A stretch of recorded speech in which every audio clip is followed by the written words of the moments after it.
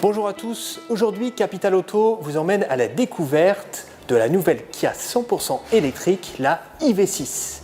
Alors la EV6 n'est pas le premier modèle électrique de Kia, c'est le premier modèle qui ne sera disponible qu'en version 100% électrique. Elle repose d'ailleurs sur une toute nouvelle plateforme dédiée aux véhicules électriques qui a permis de maximiser l'espace intérieur. Mais avant de parler de l'intérieur, je vous invite avec moi à découvrir l'extérieur. Et là voilà cette Kia EV6, donc c'est une berline et un SUV, en fait c'est un peu un mélange des deux, c'est ce qu'on appelle un crossover et elle mesure 4,68 m de long ou 4,70 m dans ses versions GT Line ou GT. Et surtout on voit que la nouvelle plateforme a permis vraiment de revoir toutes les proportions de la voiture, on a des porte-à-faux avant et arrière qui sont très courts, donc un empattement très long. Et surtout, les designers ont mis le paquet sur le design de la voiture. Ça ressemble vraiment à rien de ce qu'on connaît chez le constructeur. On a vraiment une ligne très racée. On a une ligne de toit qui est quand même assez fuyante vers l'arrière. Beaucoup d'appendices aérodynamiques, donc qui favorisent l'aérodynamique et qui réduisent la traînée.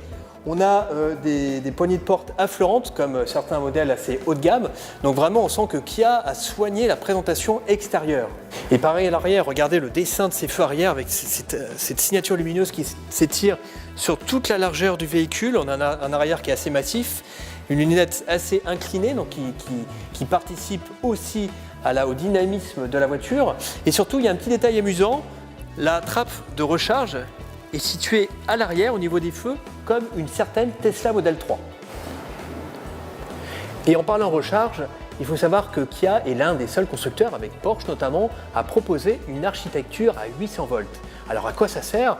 Eh bien, ça sert tout simplement à accélérer la recharge du véhicule sur une borne de recharge rapide en courant continu, donc de type du réseau Ionity. Kia annonce moins de 20 minutes pour que la batterie de 77,4 kWh passe de 10 à 80%. Donc c'est vraiment très rapide. Et tout aussi intéressant et très rare encore sur les voitures électriques d'aujourd'hui, la Kia EV6 propose une recharge inversée.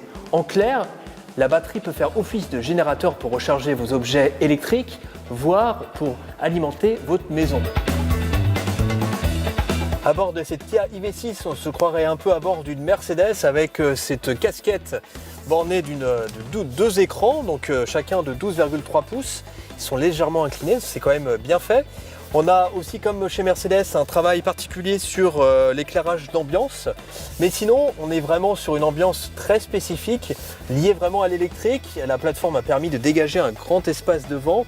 On a notamment un grand bac de rangement. On a une planche de bord, une console centrale qui est flottante, sur lesquelles vraiment il y a très peu de boutons. On a, très original, un volant à deux branches, sur lequel on trouve un bouton Drive Mode, donc qui permet de changer le mode de conduite entre éco, confort ou sport.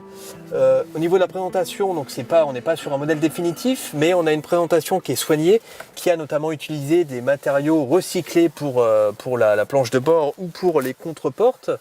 Tout aussi intéressant, on a un petit écran en bas qui permet de naviguer entre les différents menus, mais qui permet également d'avoir de vraies commandes de ventilation. Donc ça, c'est vraiment un plus, on n'est pas obligé de passer par l'écran tactile pour régler sa climatisation. Et puis on est bien installé aussi dans cette voiture, on a des appuis-têtes confortables, bien rembourrés. Et sur le volant, donc, on a le nouveau logo de la marque, donc c'est le premier modèle qui aura le nouveau volant, le nouveau logo Kia. Également derrière, deux palettes au volant, donc qui ne servent pas à changer les rapports, mais à amplifier la récupération d'énergie au freinage.